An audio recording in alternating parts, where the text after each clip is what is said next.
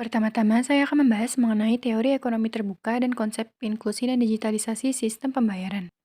Jadi, ekonomi terbuka merupakan suatu sistem di mana suatu negara melakukan investasi, perdagangan, dan pertukaran dalam negara lain.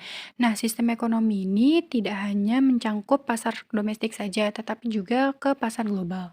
Nah, sementara itu, inklusi keuangan memastikan setiap orang dapat mengakses layanan keuangan yang formal. Nah, teknologi juga berperan penting dalam memperluas akses ini, terutama bagi masyarakat terpencil dan UMKM, melalui digitalisasi sistem pembayaran. Selanjutnya ada pengertian dari inklusi keuangan. Nah, inklusi keuangan adalah kondisi di mana individu dan pelaku usaha memiliki akses mudah dan terjangkau terhadap layanan keuangan formal seperti tabungan, kredit, asuransi, dan investasi. Nah, apa saja sih manfaat dari inklusi keuangan sendiri? Yaitu ada meningkatkan kesejahteraan dan ketahanan ekonomi, mendorong produktivitas dan investasi, mengurangi ketimpangan ekonomi dan sosial, dan terakhir mendukung pencapaian SDGs. Apa saja tantangan inklusi keuangan di Indonesia? Yaitu ada akses di daerah terpencil masih terbatas, serta literasi keuangannya masih rendah menurut OJK pada tahun 2023, yaitu ada di angka 38%. Serta yang terakhir tantangannya adalah perlu edukasi dan inovasi layanan sesuai dengan kebutuhan masyarakat sendiri. Selanjutnya juga ada program pendukung di Indonesia, yaitu adalah Kupandai atau agen bank di daerah terpencil, dan ada KUR atau kredit usaha rakyat seperti pinjaman berbunga rendah untuk UMKM, dan ada GNNT, Gerakan Nasional Non Tunai seperti dorongan transaksi digital, serta yang terakhir ada Vintage, yaitu memberikan layanan digital seperti e-wallet, pinjaman online, dan investasi. Nah, digitalisasi sistem pembayaran ini adalah proses perubahan dari transaksi non-tunai menjadi metode yang menggunakan teknologi atau berbasis digital seperti e-wallet dan mobile banking. Nah, manfaat utamanya itu adalah cepat, efisien, transaksinya real, tanpa batasan waktu dan tempat, aman dan transparan, datanya tercatat dan terlindungi, serta dapat mendorong inklusi keuangan, mendukung ekonomi digital dan UMKM, kurangi peredaran uang palsu dan korupsi, memperkuat koneksi antar platform negara. Nah, contoh aplikasi yang ada di Indonesia ini ada OVO, ada GoPay, ada Dana, ada Link Aja, ada ShopeePay. Berikut aplikasi di dalamnya itu tersedia seperti dompet digital, pembayaran listrik, air, pulsa, dan layanan publik, serta cashback, promo, dan QRIS. Saya akan menjelaskan QRIS sebagai inovasi pembayaran digital dan peranannya dalam ekonomi terbuka. Bisa dibayangkan di era digital ini, lupa membawa ponsel seringkali membuat kita lebih panik daripada lupa dompet. Ponsel kini berfungsi sebagai dompet digital, memudahkan pembayaran tanpa tunai di mall modern maupun warung kaki lima. Salah satu inovasi penting adalah QRIS atau Quick Response Code Indonesian Standard. Standar Nasional Code QR yang diluncurkan Bank Indonesia sejak Agustus 2019. QRIS dirancang praktis dan juga inklusif dengan satu kode QR yang dapat digunakan oleh semua aplikasi pembayaran, cukup scan dan bayar. Pengguna tak perlu membawa uang tunai dan pedagang cukup memajang satu QRIS di kasir sehingga transaksi menjadi cepat dan aman. Data Bank Indonesia menunjukkan hingga akhir 2024 sudah ada sekitar 55,4 juta pengguna QRIS dan 35,9 juta merchant terdaftar, mayoritas diantaranya UMKM. Penyebaran pengguna QRIS merata dari Jawa hingga Papua, mencerminkan penetrasi digital yang luas. Lonjakan adopsi ini mendorong kemudahan transaksi sehari-hari sehingga proses bayar-membayar menjadi lebih lancar dan praktis. Perekaman otomatis transaksi digital juga membantu pedagang mencatat penjualan, memisahkan uang usaha dan pribadi, serta memudahkan akuntansi. Lebih dari itu, QRIS mendukung ekonomi terbuka Indonesia. Melalui fitur QRIS antar negara, masyarakat Indonesia dapat bertransaksi di luar negara menggunakan aplikasi lokal, sementara wisatawan asing di Indonesia cukup memindai QRIS. Layanan ini mempermudah perdagangan dari pariwisata lintas batas dengan menggunakan mata uang lokal, sekaligus memperluas akses pasar bagi UMKM. Oke, jadi di sini saya akan menjelaskan tentang bab 3, yaitu analisis kasus dan diskusi. Nah, di mana studi kasus yang kita sampaikan yaitu Amerika Serikat dan Indonesia terhadap pengguna QRIS. Nah, dalam beberapa tahun terakhir, Indonesia terus mendorong digitalisasi sistem keuangan, salah satunya dengan menerapkan KRIS sebagai metode pembayaran berbasis QR Code yang dapat digunakan secara nasional.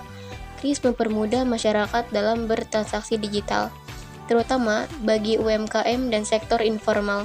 Namun, sejak tahun 2022 sampai 2023, KRIS tidak hanya digunakan untuk transaksi domestik, tetapi juga mulai dikembangkan untuk transaksi lintas negara atau cross-border payment.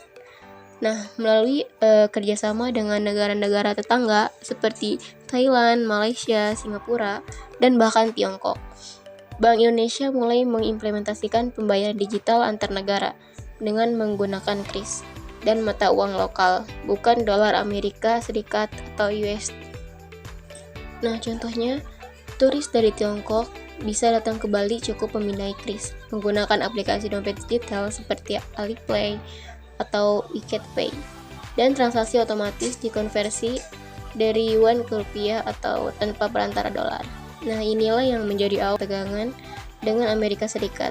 Bagi Amerika, dolar bukan hanya mata uang, tetapi juga alat kekuasaan global. Sebagian besar perdagangan internasional, pinjaman luar negeri, dan cadangan devisa dunia masih berbasis dolar. Negara yang bisa mempertahankan dominasinya dalam sistem pembayaran global akan punya pengaruh politik dan ekonomi yang sangat besar. Nah, maka saat Indonesia dan beberapa negara Asia Tenggara mulai mengurangi ketergantungan terhadap dolar dalam transaksi internasional, Amerika Serikat mulai merasa posisinya terganggu. KRIS cross-border dipandang sebagai bagian dari de-dolarisasi, yaitu gerakan untuk mengurangi peran dolar di dunia internasional. Sebuah langkah yang belakangan juga dilakukan oleh Tiongkok, Rusia, dan negara-negara BRICS. Bank Indonesia mencatat transaksi pembayaran digital melalui Quick Response Indonesia Standard atau KRIS terus meningkat di tengah keluhan Amerika Serikat terhadap sistem pembayaran buatan Bank Indonesia ini. BI mencatat volume transaksi KRIS tumbuh sebesar 169,1% secara tahunan jika dibandingkan dengan periode yang sama tahun lalu. Gubernur Bank Indonesia Peri Warjio menyebut pertumbuhan transaksi KRIS selaras dengan meningkatnya aktivitas ekonomi digital secara keseluruhan di Indonesia.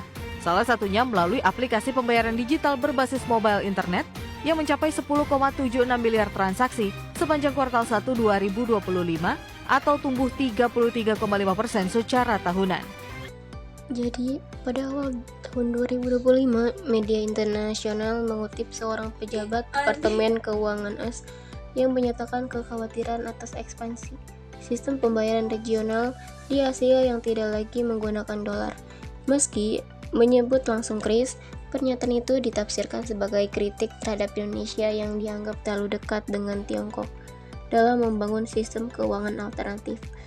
Beberapa analisis menyebut ini sebagai sinyal bahwa Amerika tidak nyaman jika negara-negara berkembang mulai menciptakan ekosistem pembayaran sendiri yang tidak bisa dikontrol oleh sistem keuangan barat. Kekhawatiran terbesar mereka adalah jika semakin banyak negara mengikuti langkah ini, maka dolar bisa kehilangan status sebagai mata uang utama dunia. Dari sisi Indonesia, penggunaan KRIS lintas negara dianggap wajar dan sah. Tujuannya adalah mempermudah transaksi wisatawan dan pelaku bisnis, serta mengurangi biaya konversi.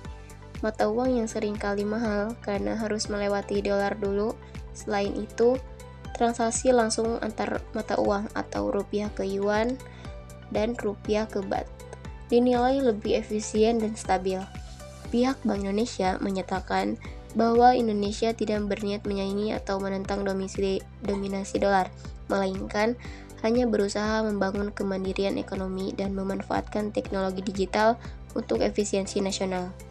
Namun dari sudut pandang Amerika, semakin banyak transaksi lintas negara yang tidak lagi menggunakan dolar akan membuat pengaruh Amerika Serikat melemah. Tidak hanya secara ekonomi, tetapi juga dalam kemampuan memantau dan mengendalikan aliran dana global, terutama karena sistem pembayaran berbasis dolar seperti SWIFT selama ini memberikan Amerika Serikat kekuatan untuk mengenakan sanksi ekonomi terhadap negara-negara lain. Jadi, grafik di atas memperlihatkan simulasi tren pergeseran penggunaan mata uang dalam transaksi lintas negara di Asia Tenggara antara tahun 2020 hingga tahun 2025. Grafik ini juga memperkuat narasi bahwa inovasi seperti kris tidak hanya berdampak pada ekonomi dan UMKM, terhadap juga menyentuh isu politik ekonomi global. Nah, dalam konteks ini, kris menjadi representasi nyata dari gerakan de-dollarisasi yang sedang berlangsung di Asia.